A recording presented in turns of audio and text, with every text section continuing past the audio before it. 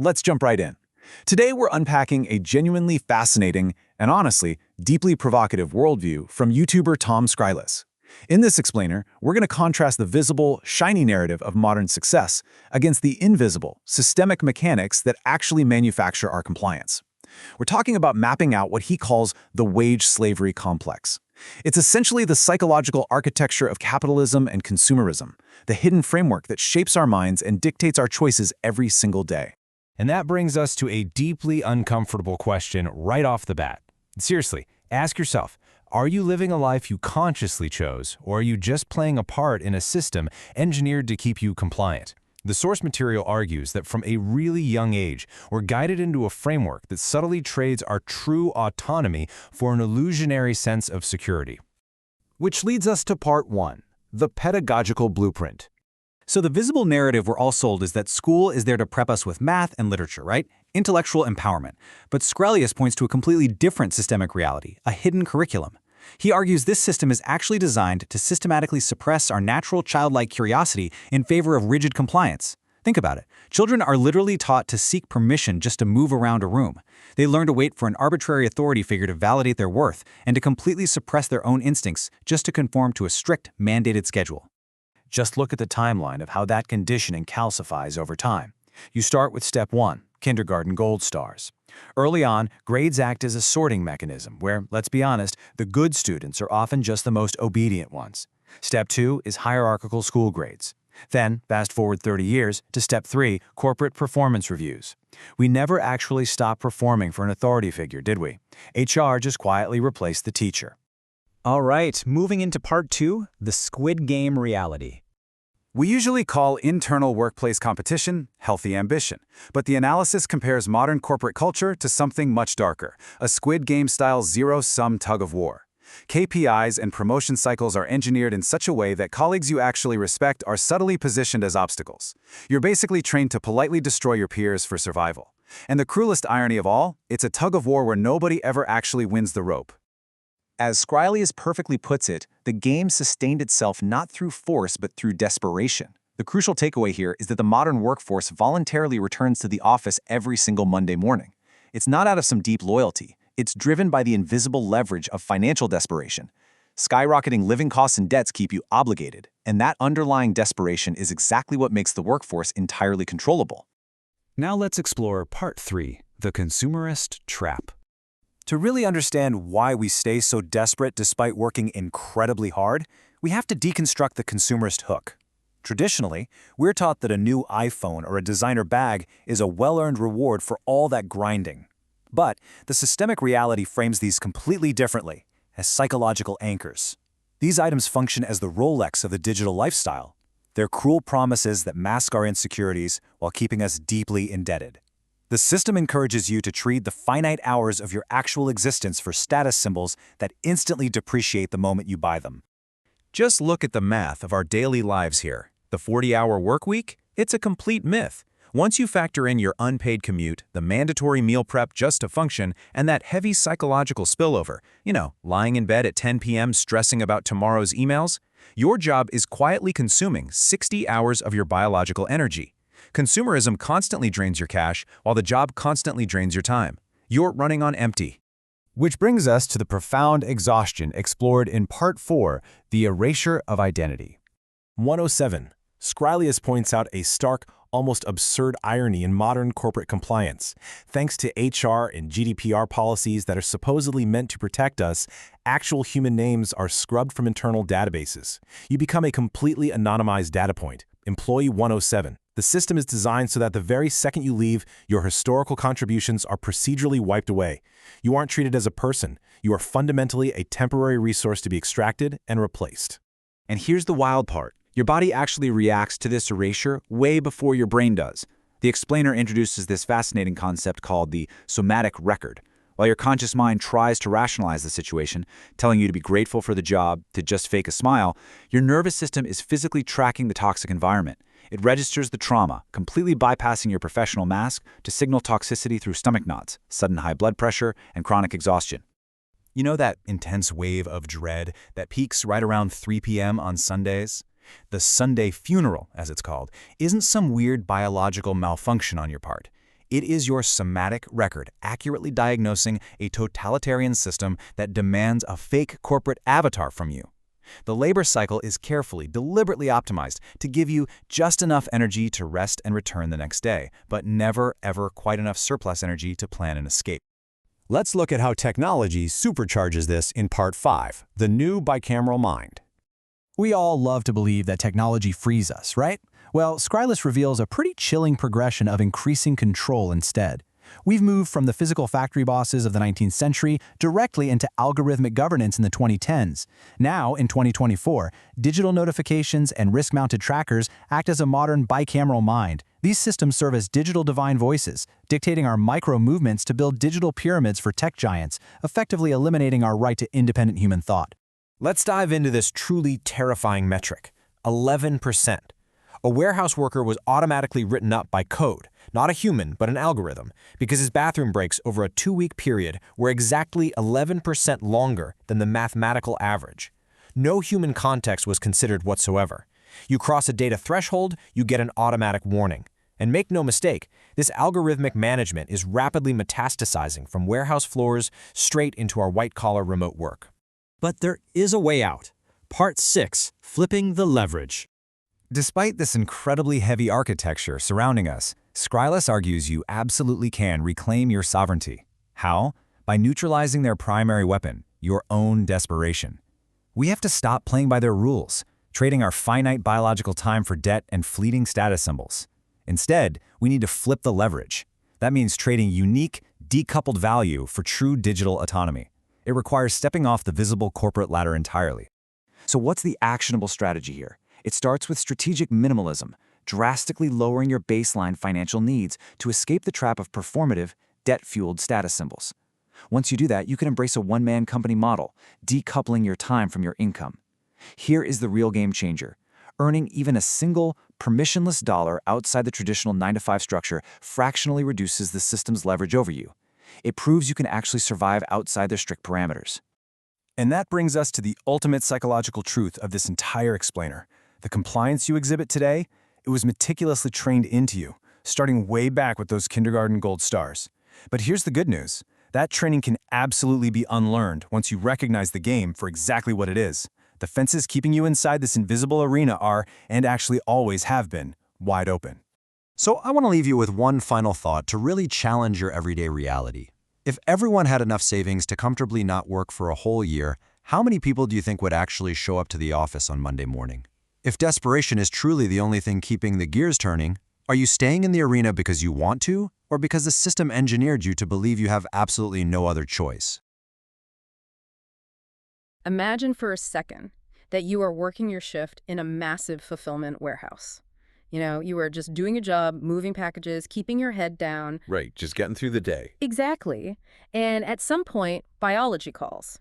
So you walk to the restroom, you use it, you wash your hands, and you walk back to your station. A completely normal, necessary human thing to do. Yeah, totally normal. But then, an hour later, you get a formal disciplinary write-up. Wow. And the crazy part is, it wasn't issued by a human manager who, saw you slacking off or something. No, of course not. It was issued by an invisible algorithm. This software timed your biometric movements, analyzed your route, and it determined that your bathroom break over a 2-week average, by the way, was exactly 11% longer than the system's acceptable threshold. It is just wild. You are penalized for taking a fraction of a minute too long to just be a human being. It really is. And I mean, it sounds like this dystopian science fiction script, right? Right. But that is the exact documented reality of modern algorithmic management.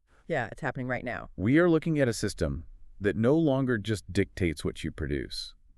It fundamentally seeks to override your actual biological rhythms. And that strikes at the absolute core of what we are unpacking in our deep dive today. We are asking you a pretty terrifying question. Really terrifying, honestly. Are you living a life you consciously, freely chose? Or are you essentially just a biological battery? Powering a highly engineered system designed specifically to keep you compliant. That is the big question. Right. So today we are going deep into the psychological architecture of modern capitalism and consumerism. And we are heavily guided by the analytical frameworks from the videos of YouTuber Tom Scrylus. Yeah, and what is genuinely fascinating about his worldview is that He just completely ignores the standard surface-level complaints. Like having a bad boss or whatever. Exactly. He doesn't care about the bad boss or needing better work-life balance. He treats the modern economic framework like an invisible arena, like this complex psychological trap. A trap that we don't even see. Right.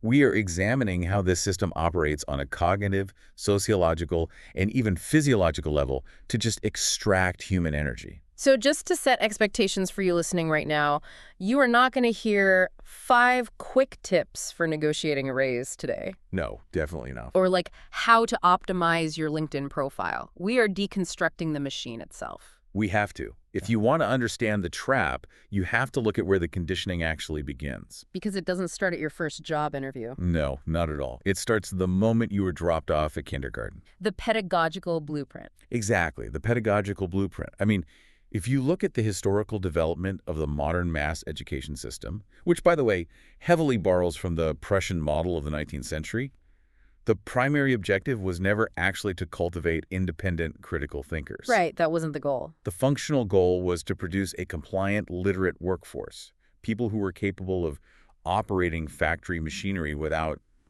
starting a revolution. Yeah, just smart enough to pull the lever, but not smart enough to question why they're pulling it. Precisely. And while the factories have obviously turned into open-plan offices, that hidden curriculum of schooling remains totally identical. It really does. It relies on extreme repetition, rigid external schedules, and something that I find profoundly disturbing when you really stop and think about it. Permission-based movement. Yes, permission-based movement. It's crazy. Consider the physical reality of a classroom. You have 25 human beings whose natural state is, energetic and chaotic. They're kids. They want to run around. Right. But they are trained to sit completely motionless. And if they experience a basic, pressing biological need like thirst or the need to use the restroom, they cannot simply attend to their own body. No, they have to raise their hand. They have to raise a hand, Yeah. wait to be acknowledged by an authority figure, and ask for permission to perform a bodily function. You are literally training a child to suppress their internal biological cues in favor of an external schedule, a schedule dictated by a bell and a teacher. That is the exact mechanism. And over 12 to 16 years, this reliance on arbitrary authority, it calcifies. It hardens into who you are. Exactly. It stops being just a rule you follow and becomes a foundational personality trait. You learn obedience as a default state. Wow. The school system essentially takes the chaotic creative energy of a human being and systemizes that compliance into a measurable, trackable outcome. And that trackable outcome, that tracking mechanism, is the grading system. Right. I was looking through Scrylius's notes on this, and the way he frames grades completely shifts the paradigm for me. Oh, it's brilliant. Because we are taught that grades measure intelligence, right? Or like Yeah. mastery of a subject. But the argument here is that grades are actually just a sorting mechanism for compliance. Just a way to filter people. Yeah. The students who get straight A's are rarely the most subversive lateral thinkers. They're usually just the ones willing to sacrifice their sleep, their weekends, and their mental health for a totally arbitrary gold star. Because that dynamic, that deep neurochemical desperation for external validation, is precisely what the corporate labor market demands. They want that desperation. They need it. If a corporation is hiring, a straight A student is a remarkably safe statistical bet. Right, because they've proven they'll do the work. That individual has mathematically proven over thousands of hours that they will efficiently complete highly abstracted, often meaningless tasks just to receive the approval of an institution. There is a story from his childhood that just nails this perfectly. He talks about studying for a middle school geography test. Oh yeah, the Africa capitals. Yeah. So the assignment was to memorize every single capital city in Africa. And he spends hours, drilling this abstract data into his brain with flashcards. Just brutal rote memorization. Right. So he takes the test, he gets the A, he gets the gold star, and then predictably, within a month, he forgets almost all of it. Because he never used it again. Exactly. He never used that information. But his realization looking back as an adult was that the geographical knowledge was never actually the point of the exercise. Not at all. The point was the psychological conditioning. It was a simulation. A test of obedience. Right. You train a child to dedicate their finite cognitive energy to a pointless, abstract task without ever allowing them to question the actual practical value of that task. You just do what you're told. You memorize the data, You perform the function on the paper, you receive the dopamine hit of the gold star. That isn't intellectual development. No. That is behavioral programming. It teaches you to accept that a directive does not need to have personal meaning or tangible value for you to surrender your life energy to it. Okay, I have to pause here, though. I really want to genuinely push back on this framing for a second. Let's hear it. Because as much as I see the danger in that conformity, I struggle with the alternative. I mean, if we completely remove external schedules, arbitrary authority, and standardized metrics from schools, don't we just get total chaos? It's a fair point. Like, how do you organize a highly complex technological society of 8 billion people if everyone operates entirely on their own internal biological clock? And they only do tasks they find personally meaningful. Right, nothing would get done. Doesn't a functioning society inherently require some level of engineered discipline? That is the fundamental tension of civilization, honestly. It's a brilliant question. But the distinction we have to draw here, and that Scarlius points out, is between learning and institutional conditioning. Okay, break that down. Well, learning is the acquisition of necessary survival skills, critical thinking, social cooperation. That's essential. Right. But institutional conditioning exists primarily to serve the economic system. So the critique isn't that discipline is inherently evil or that structure is bad. Right. Structure is necessary. The critique is focused on the glaring intentional omissions in that structure. The things they purposely leave out of the curriculum. Precisely. Think about it. If the genuine goal of the public education system was to create highly capable, sovereign, independent adults, why does the curriculum systematically avoid teaching financial independence?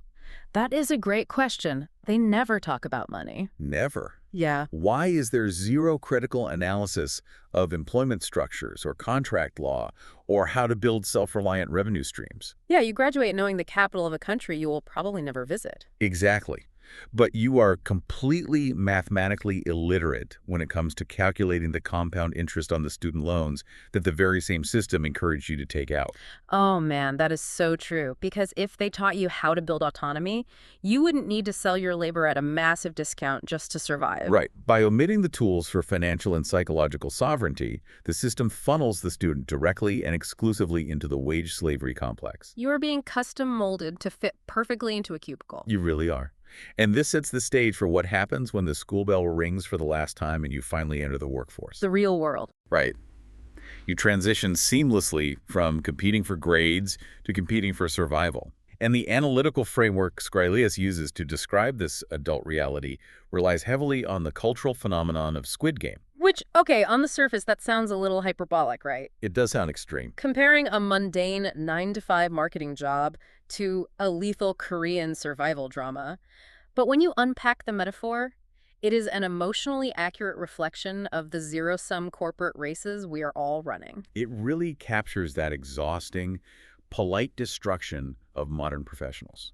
Because the foundational lie of both Squid Game and the modern corporate meritocracy is identical. Exactly. The players in the show are told that the rules are universally fair, that everyone starts on an equal playing field. And that anyone can win the ultimate prize if they just work hard and play by the rules of the institution. Which is the exact same social contract we are handed at graduation. Work hard, sacrifice your 20s and 30s, follow the path, and eventually you will reach the finish line of financial security. But the darkest, most terrifying psychological concept in Squid Game isn't the physical violence of the games. No, it's not the violence. It's the democratic vote. Yes. Yes. That is the pivotal moment. Yeah. After the horrific trauma of the first round, the players are given a choice. They can invoke a clause and vote to leave the game. And they actually do. They vote to go back to the real world. But what happens? They quickly realize that the crushing debt, the financial desperation, and the sheer hopelessness outside the arena is actually more agonizing than the lethal danger inside it. It's just so bleak. So out of their own free will, they voluntarily vote to return to the slaughter. That dynamic mirrors reality so closely, it honestly makes my stomach drop. It's chilling. Just think about the modern worker waking up on a Monday morning. They are physically sick at the thought of logging into a toxic job, dealing with a sociopathic manager, performing completely meaningless labor. Just utter dread. But they get in their car and they drive there anyway. Not because armed guards are forcing them, but out of sheer dependency. The system doesn't need physical chains when it has financial ones. Exactly. Desperation is the glue holding the entire corporate structure together. And once you are back inside that arena, the system weaponizes competition against the players to ensure maximum output. Right, pitting everyone against each other. Squirreless recounts this deeply revealing memory of an 8-year-old math test. It was one of those timed multiplication drills. Oh, I hated those. The minute math things. Yes, the clock is ticking, the teacher's pacing around, 30 other kids are scribbling furiously, and his mind just goes completely blank. He freezes. He totally freezes. And it wasn't that he didn't know the mathematical formulas. No, he knew the math. It was the intense engineered pressure of being measured against his peers that triggered a biological threat response and just shut down his cognitive function. But the fascinating part of that story is what happened next. Right. A perceptive teacher pulled him out of that competitive environment, put him in a quiet room, completely alone, with the exact same test and the exact same time limit. And he got a perfect score every single time. Every time. Because the pressure of constant engineered zero-sum competition doesn't actually create excellence or innovation. No, it just creates a panic state. More often than not, it just creates a localized panic state. Mm. The corporate system deliberately structures itself like a pyramid to teach us to view the person sitting in the cubicle next to us, not as a collaborator. Not as a fellow human being. Right, but as a direct obstacle to our own survival. It actively suppresses the natural human evolutionary instinct for cooperation and mutual aid. And worse, it trains us to covet completely arbitrary rewards. Which brings up what might be my favorite concept in this entire deep dive. The marble game arbitrage. Yes, the marble arbitrage. I love this story so much. It is a brilliant, crystalline illustration of how societal value is constructed. Okay, so when Skrylus was a kid, he was terrible at playing marbles, right? Right. And in his specific neighborhood, the hierarchy of value was very clear. The absolute most prized possession you could have was a solid steel marble. That was the ultimate playground status symbol. Exactly. But one day, he visits some family friends in a different town, just a few miles away. And he goes to their playground, and he realizes their economic hierarchy is totally inverted. It's completely flipped. To them, the translucent glass marbles were the ultimate prize. They thought the steel ones were ugly and worthless. So at 6 years old, he intuitively discovers geographical arbitrage. It's hilarious. He trades all his worthless glass marbles to the kids in his neighborhood for their highly coveted steel marbles. Right. Then he travels to the other town, trades his newly acquired steel for massive amounts of glass, and he just goes back and forth exploiting this discrepancy until he ended up with more marbles than anyone else. A tiny little playground tycoon. Yeah.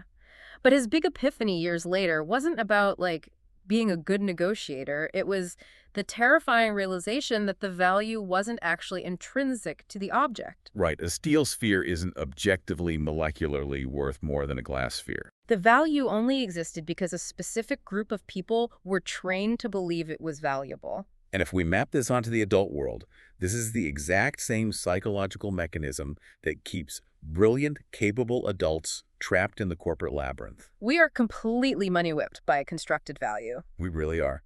We stare up at this giant glass piggy bank dangling above our heads, the senior vice president title, the corner office, the platinum frequent flyer status. The ability to put a specific acronym next to your name on LinkedIn. Exactly. We chase these things, trading our finite biological life energy for them because the artificial structure around us dictates that they are the ultimate steel marbles. We spend decades trying to get promoted to, Director of Regional Synergy without ever stopping to ask who decided that title was valuable in the first place. Or what happens to our self-worth when the belief system shifts.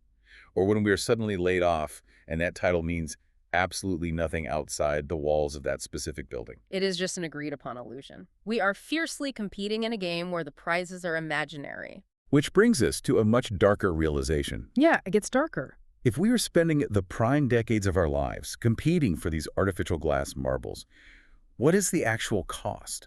What happens to the individual's humanity once they are fully integrated into this corporate machine? It undergoes a process of systematic, procedural erasure. Erasure, yes. When you really look at modern human resources structures, the whole narrative is that they exist to protect the employee. That's what they tell you during onboarding.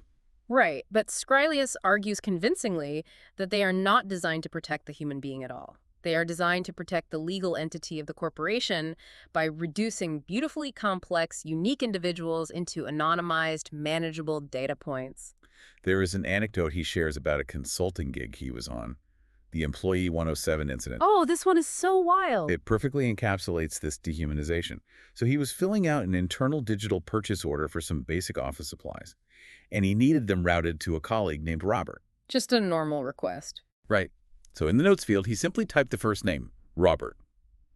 Within 24 hours, the system flagged the entry, and Human Resources formally reprimanded him. Formally reprimanded for typing a name, because under their incredibly strict, weaponized interpretation of data protection, rules like GDPR in Europe, typing a colleague's first name into an internal database was considered a severe data privacy violation. Robert was legally not allowed to exist as a human being in the system. And that's when Scrilius realized that in that same database, he wasn't Tom. He was literally designated, tracked, and managed entirely as Employee 107. When a system forces you to reduce a human being to a numeric metric, it's communicating its underlying values very, very clearly. Yeah, numbers don't have feelings. A number does not have a family, a number does not get sick, and crucially, a number can be deleted without any moral hesitation. And that dilution process is where things get truly Orwellian. I was reading his notes on this, and it struck me how he describes the modern corporate memory hole. The memory hole, yeah, just straight out of 1984.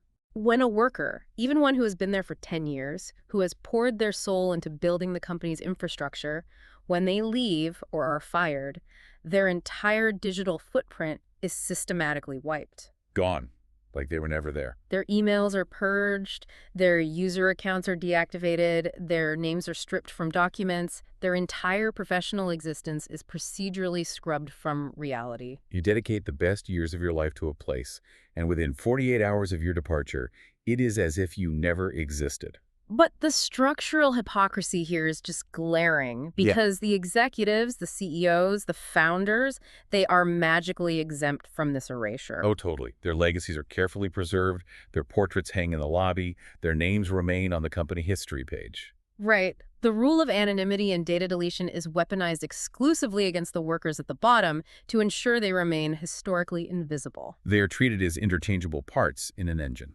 It's like you're a ghost haunting a machine. You are the biological energy source powering the entire apparatus. You push the gears, you generate the revenue, you keep the lights on. But because you are just a ghost, you leave no footprints. You make no permanent mark on the world. You have to ask yourself, if I am procedurally erased the second my keycard stops working, did my time here even matter? Did my life have impact? And this ghost effect, as you called it, profoundly impacts the psychology of the people left behind in the office. Oh, for sure. Think about it. Notice how, when an employee is laid off, the remaining office ecosystem discards them socially almost immediately. It's so fast. People you ate lunch with every single day for 5 years suddenly stop mentioning your name. And it's not because they are evil, it's a psychological defense mechanism. Right. Acknowledging the ghost forces the remaining employees to confront their own terrifying replaceability. If they talk about how quickly Employee 107 was discarded, they have to face the fact that they are just Employee 108. Exactly. So to protect their own fragile sanity, they actively participate in the historical erasure of their former colleague. They just pretend it never happened. Now here is where the analysis takes a fascinating physiological turn. Because while the conscious, rationalizing mind can be tricked into accepting this erasure, it can be bought off with a biweekly paycheck, it can be soothed with manipulative corporate buzzwords like, we're a family here. I hate that phrase. Right. But while the mind accepts it, the physical body cannot be fooled. The body keeps the score. And the way Scrilius delves into the physiology of wage slavery is just incredible. He brings up the somatic record, specifically focusing on the enteric nervous system. Which biologists often refer to as the gut brain. It's gut brain, yeah. We're talking about hundreds of millions of neurons lining your digestive tract that process environmental information completely independent of your conscious prefrontal thought. We really need to explain the mechanics of this because it's vital to understand the trap. Your enteric nervous system, communicating directly with your brain via the vagus nerve, tracks whether an environment is socially and physically safe or toxic long before your prefrontal cortex is willing to admit it. Because your conscious mind is an incredible rationalization engine. It really is. It tells you, the pay is good, I need the dental insurance, everyone deals with a little stress. Just push through it. But your gut doesn't care about your mortgage payment or your 401k match. No, it only registers the physiological reality that you are existing in a state of chronic, inescapable threat. And that biological reality manifests in what everyone universally recognizes as the Sunday funeral. The Sunday funeral feeling, it's so real. It's that pervasive, heavy dread that settles into your chest, usually peaking right around 3:00 p.m. on Sunday afternoon. You aren't even at the office yet. You are sitting on your couch. But your body is already mounting a preemptive defense response. Yes, flooding your system with cortisol, preparing for the trauma of the upcoming work week. Because when you suppress your authentic human reactions, when you force yourself to smile at a passive-aggressive manager, when you swallow your anger to protect your job, your brain still registers the social threat. It knows you're in danger. Right. But because you can't physically fight or flee, that stress response has nowhere to go. It internalizes. Your digestion halts, your inflammation spikes, and over years, this chronic state of physiological threat manifests as severe, sometimes fatal, physical illness. The examples he gives are just so visceral. He talks about ending up in the emergency room himself because his blood pressure spiked to stroke-level territory. And it was triggered entirely by the subconscious anticipation of a job he fundamentally didn't even care about. It's terrifying what the body will do. He also talks about his wife, who was a social worker deeply committed to helping people. She would come home and spend her entire evening in agony, rolling on a hard rubber ball on the living room floor, just trying to release the chronic, calcified knots in her neck muscles caused by the sheer stress of her environment. And how does modern society and the medical establishment respond to this massive epidemic of physical breakdown? They just medicalize it? They deliberately avoid any questioning of the structural causes. We diagnose it as burnout.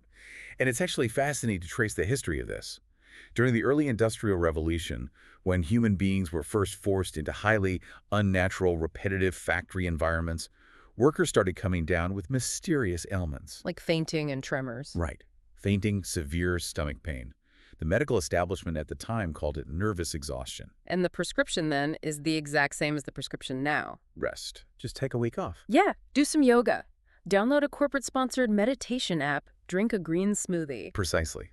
The system places the burden of recovery and maintenance entirely on the individual. The overarching narrative is, you are broken, you are lacking resilience, you need to practice better self-care. The system never pauses to ask the far more dangerous question.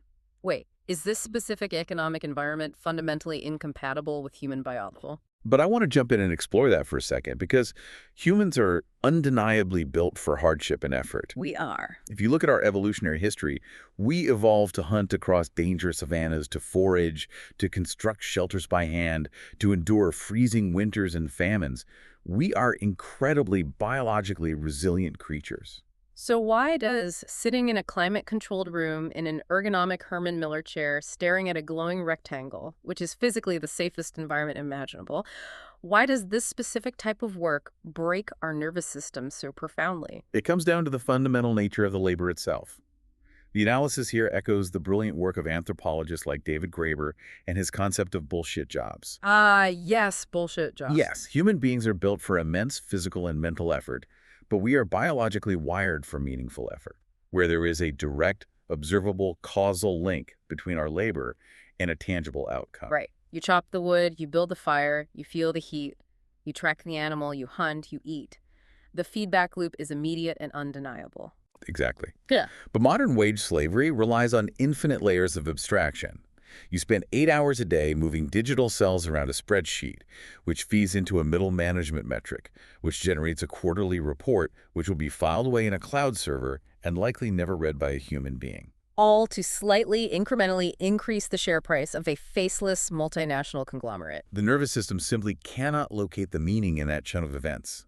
It's not the physical effort that breaks you, it's the profound, agonizing disconnect between your daily actions and any tangible human impact. And on top of that meaninglessness, there is the biological tax of the professional mask. The mask is so heavy. We did not evolve to pretend for 8 hours a day. The constant psychological suppression of your true reactions, feigning enthusiasm for a project you know is pointless, speaking in sanitized corporate jargon instead of your actual voice, that performance requires an enormous unseen amount of cognitive and biological energy. It literally drains your vitality. Which brings us to the most insidious, perplexing question in this entire analysis. If the work is fundamentally meaningless, if our identities are being erased into Employee 107, and if our actual physical bodies are screaming in pain and sending us to the emergency room, Why don't we leave? exactly. Why on earth don't we just walk away? Why do we keep playing the game? Because the game provides its own handcuffs. If the body's breaking down, the logical human response is to flee the source of the pain. But we don't, because the system provides us with a psychological painkiller that simultaneously acts as an invisible leash. Consumerism. Consumerism. The mechanics of modern consumerism are brilliant and devastating. It operates far beyond simple greed or an appreciation for nice aesthetics. Right. It's not just about wanting nice things. When you spend 40 to 60 hours a week in a system that systematically devalues you, that strips you of your autonomy, you accumulate a profound, crushing sense of inadequacy and shame. You feel totally empty. You feel like a ghost. Yes. And consumerism offers a ready-made, beautifully packaged, off-the-shelf cure for that existential emptiness. Luxury items, flashy brands, the latest technological gadgets, these do not function primarily as utilities. They act as engineered status symbols specifically designed to mask that internal shame. You purchase them to scream to the world, and more importantly to yourself, I am not worthless. Look at what I can afford to possess. Skrylus points to the latest iPhone as the perfect encapsulation of this. He calls it the Rolex of the digital lifestyle. I mean, think about it objectively. When a perfectly rational adult drops over $1,000 on the newest phone every single 12 months, are they really doing it because the camera has 5% more megapixels? Or the processor is slightly faster at opening emails? No, absolutely not. They are buying it to satisfy the desperate psychological need to prove they belong. To prove they are successful players in an economic game that is otherwise crushing their soul. And here is the brutal macroeconomic math that corporations rely upon to keep the engine running. When you purchase things you don't actually need to survive, you initiate the hedonic treadmill, and you create financial dependency. You take on a massive 30-year mortgage because society dictates that homeownership is the ultimate marker of adulthood. A concept Skrylus vehemently disputes, by the way, when you factor in the crushing interest, the property taxes, and the perpetual maintenance costs. Right. Or you take on high-interest credit card debt to finance a lifestyle that signals success to your neighbors. And that self-inflicted dependency is the exact leverage the system needs to control you. Exactly. Your spending creates your dependency, and your dependency creates their power. The moment you are locked into a high monthly overhead, when your burn rate requires every single cent of your paycheck, you completely lose the ability to walk away from a toxic job. The system mathematically requires a baseline level of desperation from its workforce to maintain compliance. There is a truly haunting piece of data he shares from his time working as a credit card fraud investigator. Oh, this story gives me chills. In that role, he wasn't just looking at international hackers. He was looking deeply into the transaction histories and spending habits of ordinary, fully employed, middle-class people. Just regular folks? Yeah. And he asked a colleague one day why she was financing her entire existence month to month on high-interest credit cards. And her answer absolutely froze him. She didn't say it was to buy luxury handbags or go on exotic vacations. She looked at him and said, to survive. We are talking about people with steady, full-time corporate jobs using compounding debt just to bridge the gap between paychecks. They aren't thriving. No, they're barely treading water, cognitively exhausted by the constant stress of financial precarity. And this is not an accident of this system. It is a feature. The economy is structurally designed to ensure that any increases in wages or bonuses are immediately absorbed by an ever-expanding baseline of expected lifestyle costs. It's exactly like a treadmill where you are the one manually setting the incline.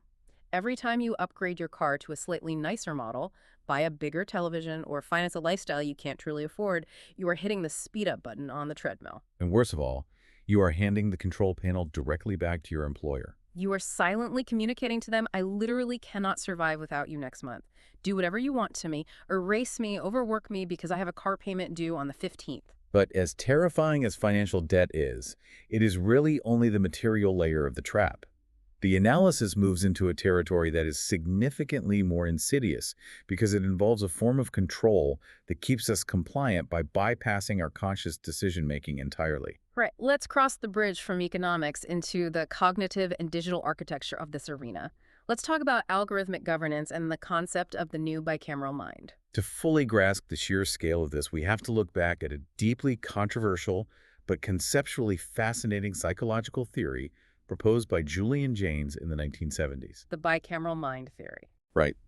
He wrote about the origin of consciousness and the breakdown of the bicameral mind. His hypothesis suggests that ancient humans, like the civilizations in Mesopotamia or the Egyptians who built the Great Pyramids, did not possess conscious, introspective thought or an inner monologue the way modern humans do. Which is so hard to even imagine. Instead, their brains were functionally split. One hemisphere issued auditory commands, and the other hemisphere simply obeyed. They experienced these internal commands as the literal, audible voices of the gods. That is wild to think about. So when a pharaoh decreed, build me a mountain of stone to reach the heavens, the workers didn't weigh the pros and cons. They didn't unionize. No, a voice inside their own head, mimicking divine authority, compelled them to stack 2-ton blocks of limestone for decades in the blistering sun. It was biological obedience. Exactly. Jaynes argued that as society complexified through trade and written language, the corpus callosum adapted, the voices faded, and modern introspective consciousness emerged. We developed the ability to think about our own thoughts. But the profound, unsettling question that Scralius raises for our era is this. Did the voices actually stop, or did they just change their technological mask? Bring this directly into 2026. The gods of ancient Egypt are gone, but they have been replaced. Our new divine voices are artificial intelligence, predictive algorithms, and the push notifications chiming in our pockets. These are the modern, invisible forces directing our behavior at a neurochemical level, largely without our explicit conscious consent. Consider how a handful of tech giants companies like Google, Meta, and Amazon shape the minute-by-minute thoughts, desires, and actions of billions of human beings. They don't need physical whips or chains. They have behavioral data. These algorithms are masterfully engineered, trained on billions of discrete data points to know exactly what sequence of pixels will trigger your dopamine loops, your political outrage, your deep-seated fears, or your status anxiety. They are designed to create a permanent psychological state of what researchers call continuous partial attention. Continuous partial attention. That phrase alone is exhausting. It really is. It means you are never fully, completely present in your own physical life. You're always slightly split. One foot in reality, one foot in the digital ether, waiting for the next algorithmic command. I want to challenge you, the listener, right now.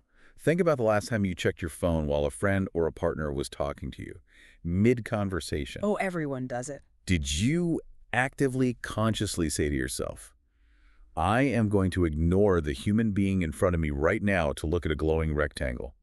Or did the device chime or vibrate and your attention was hijacked and moved by a deeply ingrained engineered reflex before your prefrontal cortex even realized what happened? For the vast majority of us, it is entirely the latter. It is an engineered biological reflex. And the danger is that this technology isn't just being used to keep us passively scrolling through social media feeds.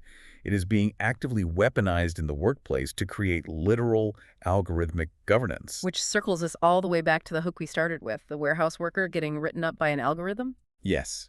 A living, breathing human being working in a logistics center is monitored entirely by software.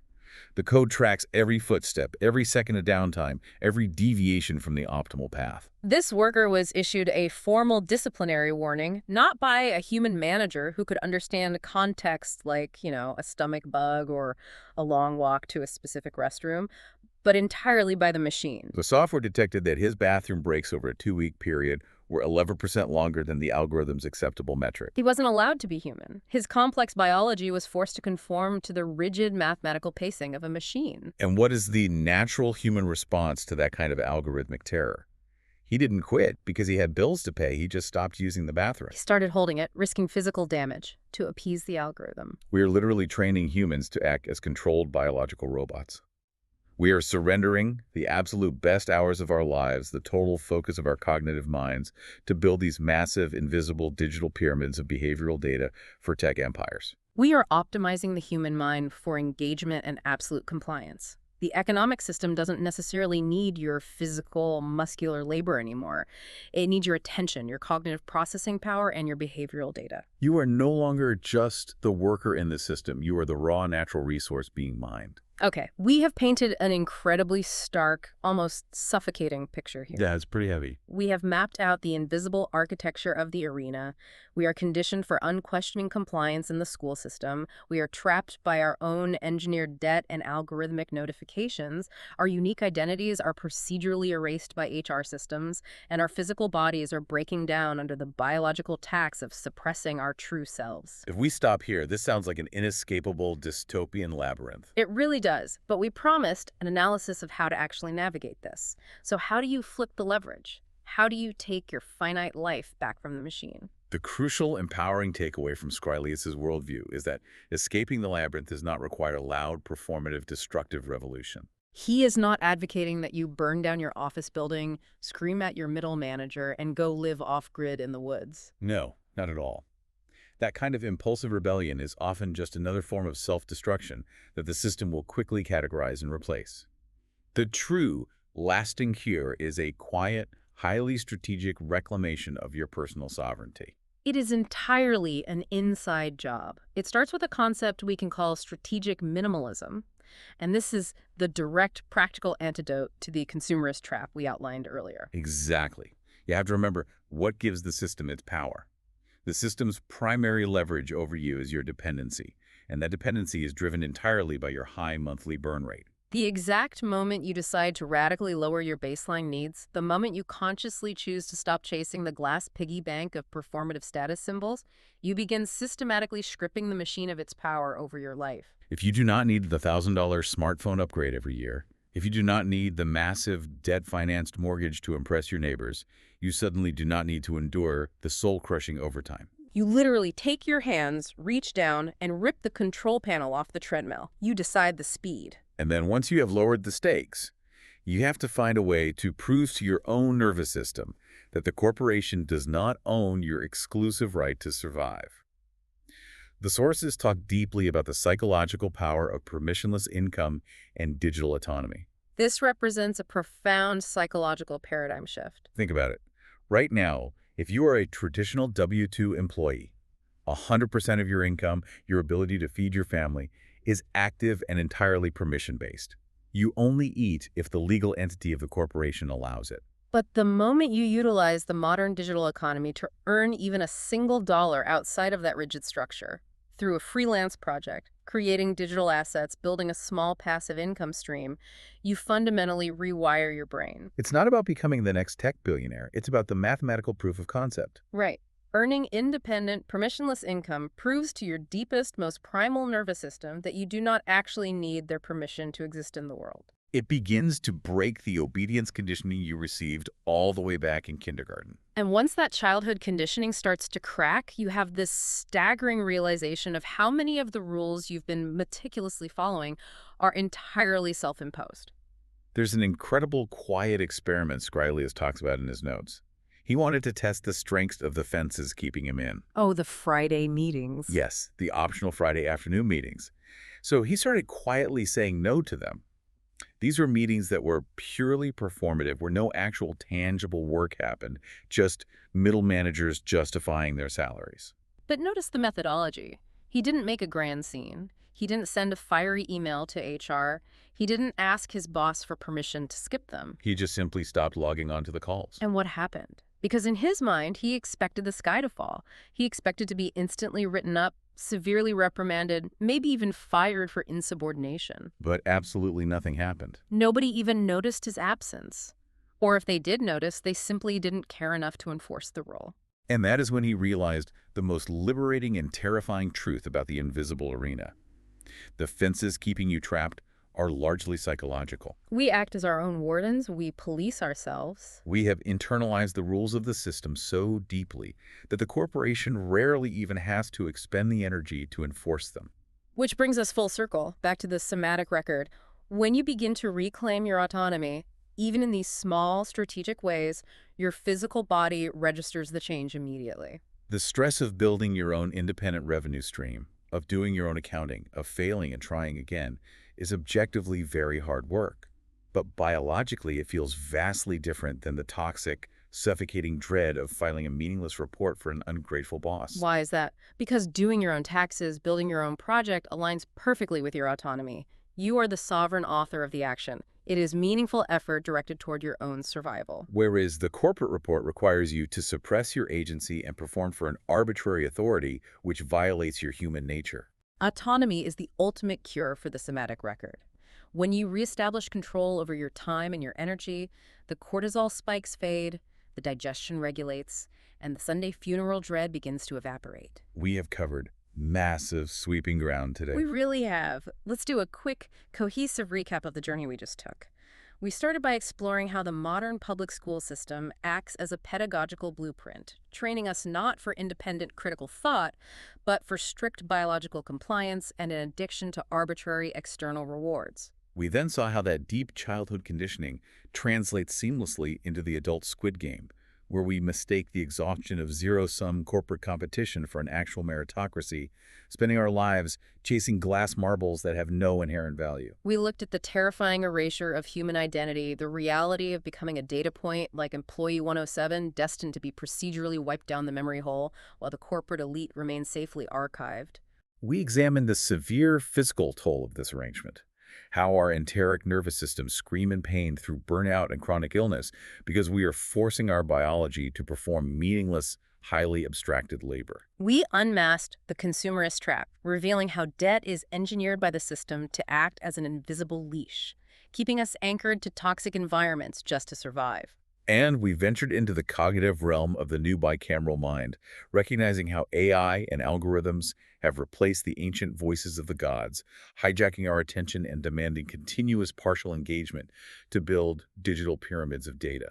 But most importantly, we found the exit strategy, flipping the leverage through strategic minimalism, earning permissionless income to rewire the brain, and recognizing that the fences keeping us trapped in the arena are mostly psychological illusions. It's all about realizing you hold the key. Exactly. So as we wrap up this deep dive, I want to leave you with a final, lingering thought. It's an idea inspired by the scope of Scrilius's work, but it pushes us to look even further down the long timeline of human history. I want you to imagine future historians looking back at us, thousands and thousands of years from now. When those historians look back at ancient Egypt, they see the physical pyramids, massive, undeniable mountains of stone left behind in the desert. And they know, with historical certainty, that those structures were built by thousands of anonymous laborers whose names were violently erased from history, ordered to build by a few powerful voices at the top of the hierarchy. But what will those future historians see when they look back at us, when they examine the legacy of our specific era? They won't see mountains of stone. But they will see that we gave the absolute best, most vital hours of our finite human lives, the prime of our cognitive energy, to build massive, invisible, digital pyramids of behavioral data. Vast empires of content, algorithms, and corporate metrics, all owned by a handful of tech giants and untouchable executives. And they will see that we, the builders of this era, were scrubbed from the servers, deleted from the HR databases, and completely erased from the record the exact moment our bodies could no longer produce. A sobering thought. Tomorrow morning, when your alarm goes off or when that algorithm chimes in your pocket to demand your attention and hijack your focus, I want you to remember something incredibly important. The gate to your invisible arena was never actually locked. The fences are in your mind.